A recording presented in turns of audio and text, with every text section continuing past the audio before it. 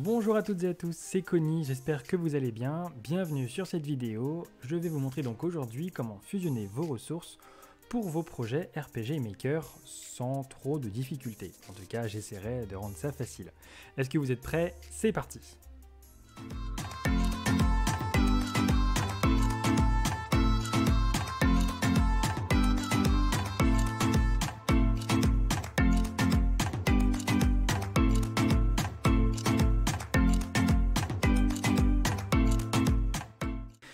Tout d'abord en introduction, je tiens à vous remercier tous ceux qui se sont abonnés, tous ceux qui likent mes vidéos. Et si d'ailleurs là pour toi c'est toujours pas fait, n'hésite pas à liker et à t'abonner. Honnêtement, ça me motive plus que jamais. Et ça me motive donc à faire toujours plus de contenu. Donc voilà, n'hésitez pas, moi ça me fait énormément plaisir. Et puis encore, merci mille fois à vous. Lançons-nous maintenant dans le sujet de la vidéo qui est le fusionnement des ressources pour RPG Maker. Tout d'abord, sachez que pour fusionner les ressources, en tout cas les ressources que vous allez utiliser, il faut être titulaire d'une licence de RPG Maker, en tout cas si vous utilisez ces ressources-là. Si vous utilisez des ressources que vous trouvez sur Internet, attention aux droits évidemment. Je me dois de vous rappeler quand même qu'il y a certains créateurs qui posent des droits sur leurs œuvres. Donc n'hésitez pas à les consulter si vous pouvez les utiliser, les modifier surtout. Et voilà, donc avant de les mettre sur vos jeux, c'est vraiment super important pour que vous puissiez tout simplement respecter en fait les œuvres d'autrui avant de vous lancer là-dedans. Alors, du coup, comment est-ce qu'on doit faire pour fusionner ces ressources? Tout d'abord, on a besoin d'un software. Un software, c'est un logiciel en fait qu'on va utiliser pour essayer donc de prendre plusieurs images, plusieurs ressources afin de les modifier et de les fusionner. Pour ma part, j'utilise TheGimp. TheGimp, c'est un logiciel qui est gratuit, que vous pouvez trouver sur internet tout simplement en tapant le nom. Peu importe la version, hein, parce qu'on va utiliser des notions très basiques. Si vous avez Photoshop, c'est encore mieux. Vraiment, c'est un logiciel qui est comme TheGimp, hein, qui est beaucoup plus complet, beaucoup plus performant.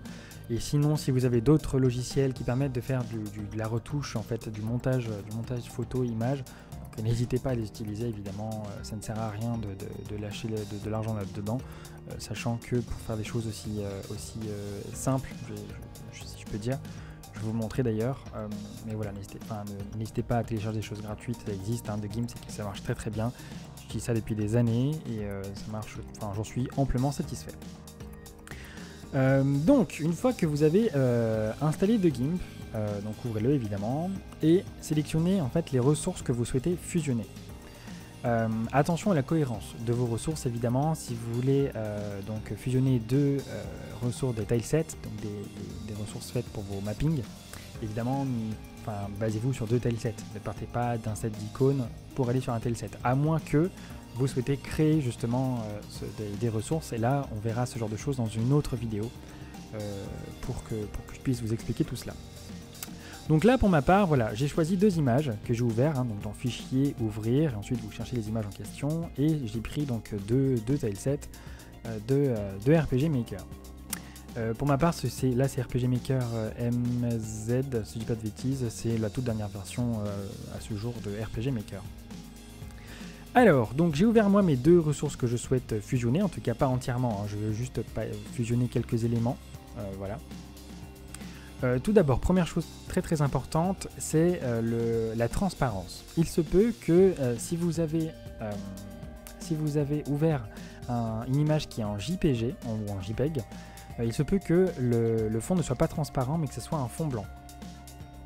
Tout d'abord, ce qu'il faut faire, c'est qu'il faut aller dans Calque, là-haut, donc vous cliquez sur Calque, Transparence et ajouter un canal alpha, juste là. Bon, pour moi c'est déjà fait, c'est pour ça qu'on voit le petit damier gris et blanc dans le fond, c'est ce qui montre que notre fond est transparent. Quelque chose de très important dans RPG Maker, sinon vous allez avoir des contours blancs tout moches, c'est super important.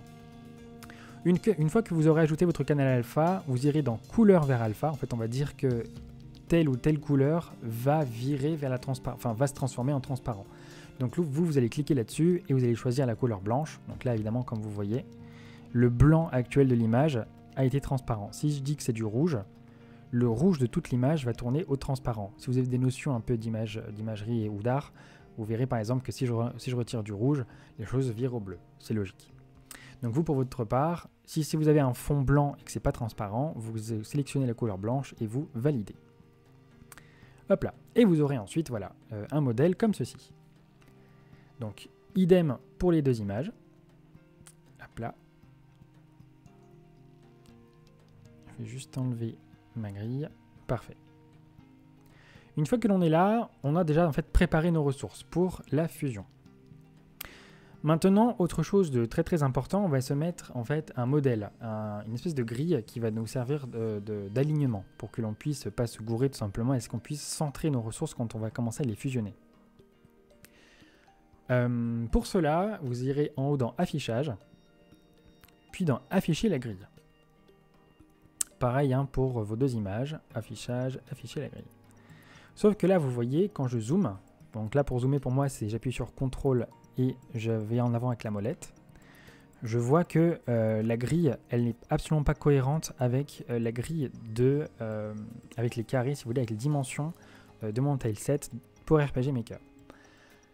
Toujours aussi avant, informez-vous sur les dimensions de vos différentes ressources. Là, en l'occurrence, pour RPG Maker MZ, un carré a pour dimension 48 pixels sur 48 pixels.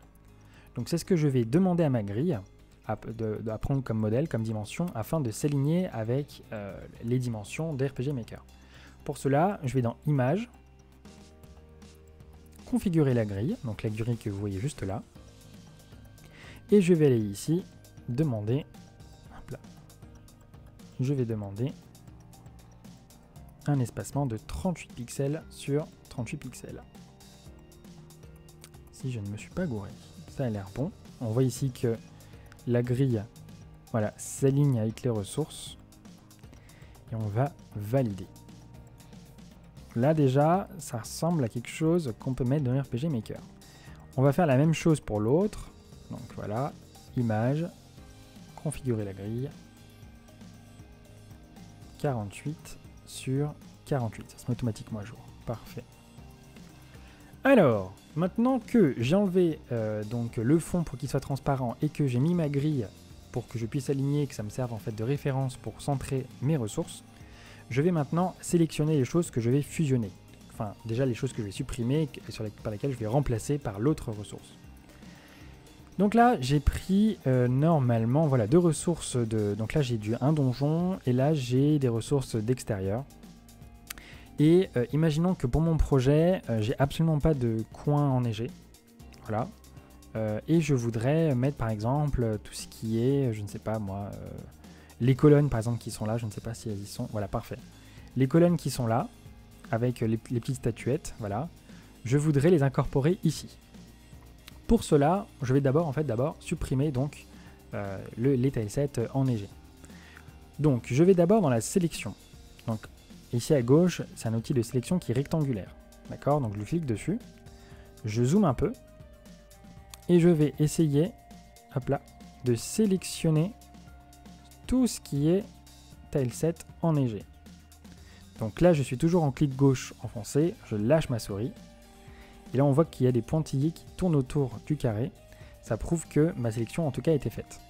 Attention, quand vous faites ce genre de manipulation, il faut être très très précis. C'est pour ça que je vous conseille de zoomer. Et comme vous voyez là, j'ai sélectionné un bout du tileset qui est à gauche. Donc pour cela, voilà, quand je vais ici sur le bord du rectangle, il me propose de sélectionner le bord. Donc là, je vais cliquer dessus, je reste clic gauche enfoncé et je vais aller un coup à droite pour essayer justement de décaler à droite ma sélection. Hop là. Donc là, j'ai lâché ma souris et je vois que voilà, on ne sélectionne pas les ressources qui sont sur la gauche. Parfait. Je vais faire pareil pour le bas. Est-ce qu'ici, on chope de l'arbre? Non. Donc pour moi, c'est nickel. À droite, il faut que j'aille jusqu'au bout. Donc là, comme vous voyez, j'ai pas été jusqu'au bout. Je clique sur l'extrémité, clic gauche enfoncé et je décale à droite. Parfait. Parfait, parfait. Hop là. Je vais là-haut. Est-ce que là-haut, j'ai chopé de l'arbre? Non. La limite a l'air nickel. Voilà, je dézoome. Et donc, on a là, ici, ma sélection. Et je vais tout simplement cliquer sur Supre, le Supre du clavier pour effacer. Hop là. Et là, comme par magie, toutes nos ressources ont été supprimées. Je vais désélectionner mon rectangle, donc sélection aucune. Et je viens de créer, je viens de créer un espace que je vais pouvoir remplacer dans mon tileset.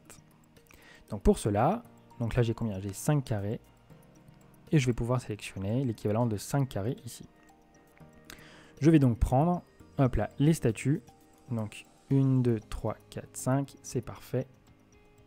Et en largeur, d'ailleurs, j'ai pas compté. J'ai le droit à combien? 8. Parfait. Donc, ici, je vais prendre un bout et je vais aller jusqu'à 8. Hop là, parfait. Et donc, moi, ce que je veux, voilà, c'est incorporer ceci dans l'autre tileset. Donc, je zoome pour les limites. Hop là. Donc là, j'étais un bord à l'extérieur, un peu trop à l'extérieur. Je viens, je décale pour m'aligner. Super.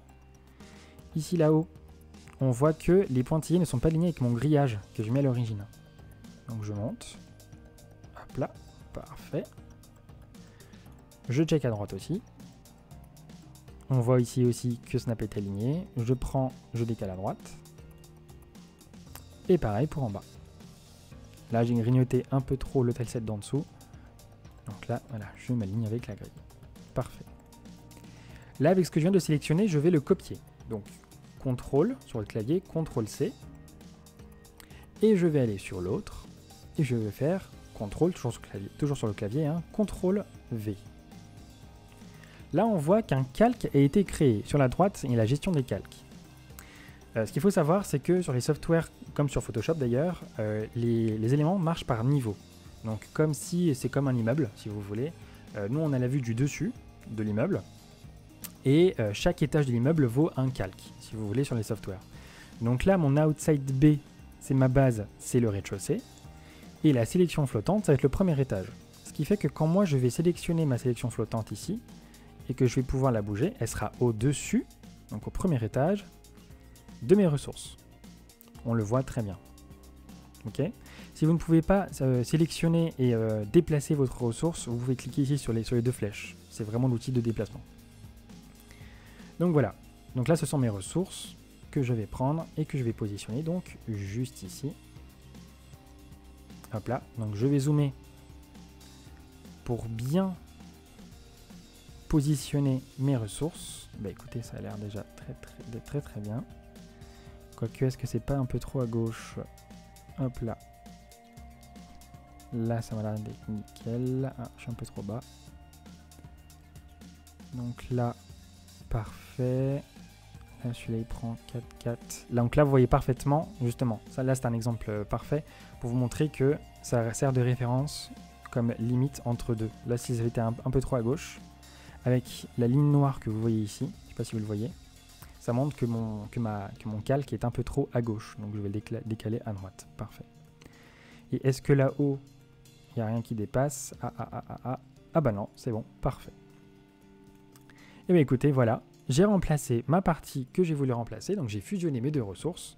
Attention, cependant, il faut que mon calque soit incorporé. Donc, il faut que mon premier étage s'enregistre sur le rez-de-chaussée pour que tout cela, ça soit au même niveau. Donc vous avez ici donc, la sélection flottante. Soit je vais dire que je veux tout de même un premier étage, donc je vais confirmer un nouveau calque. Sinon, je vais l'ancrer sur le rez-de-chaussée. Donc là, vous avez une petite encre en bas à droite. Donc c'est parti, je clique sur la petite encre. Et enfin, voilà, nous avons notre ressource qui est déjà terminée. Ça n'est pas encore fini, il faut tout simplement en fait là enregistrer sous le bon format votre ressource. Pour cela, il faut aller dans Fichier, Exporter sous. Et là, en fait, vous allez donner le nom à votre ressource. Donc moi, tout simplement, je vais mettre, je ne sais pas, extérieur fusion.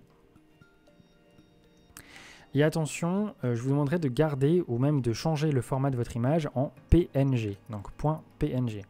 Ça permettra à l'image de garder sa transparence. Et c'est hyper important pour RPG Maker, pour que RPG Maker comprenne aussi que le fond transparent doit rester transparent. Attention à ne pas le mettre en JPG, hop là, comme ceci, ou en JPEG.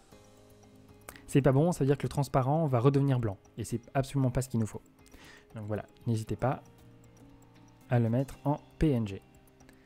Exporter. Et vous avez votre ressource qui est terminée. Donc niveau de compression, vous le mettez au maximum. Voilà, exporter. Et votre image est prête. J'espère que ce tutoriel vous a plu. N'hésitez pas à me dire en commentaire s'il vous a servi, s'il a été plutôt clair pour vous. Et si vous avez d'autres besoins, si vous avez besoin que je vous explique d'autres notions sur la fusion, même sur la création de ressources. Moi, pour ma part, je vais vous préparer une autre vidéo sur la personnalisation et la recolorisation des ressources. Par exemple, sur le bout de la tente, là, je vais le transformer en bleu, par exemple, où je veux ajouter des fleurs sur mon arbre, à partir des fleurs qui sont déjà dans les ressources de Tailset. Donc voilà, ça c'est une vidéo que je vais vous préparer, que je vais sortir donc très bientôt. Donc voilà, si ça vous a plu, n'hésitez pas à liker et à vous abonner. Encore une fois, ça me ferait hyper plaisir. Sur ce, je vous dis à très bientôt. Ciao!